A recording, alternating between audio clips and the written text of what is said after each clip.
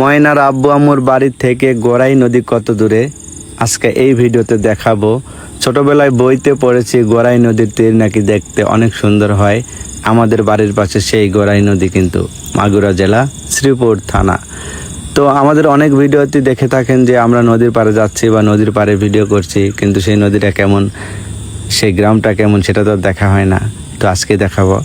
এটা কিন্তু আমাদের গ্রাম, আর আমাদের বাড়ি থেকে নদীতে যাইতে প্রায় 4 থেকে 5 মিনিট মতো সময় লাগে। এই যে দেখছেন, এটা কিন্তু নদীর পুরোটা চর, আর এই চরে সব ধরনের ফসল হয়, খুব ভালো ফসল হয়।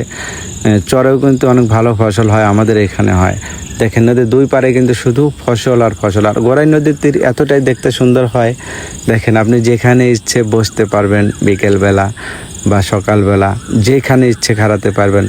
খুব পরিষ্কার এই নদীটা, নদীর পাড়গুলো খুবই সুন্দর হয়, প্রত্যেকটা জায়গায় বসার মতো জায়গা হয়, এমন একটি নদী, অনেক ভালো লাগে।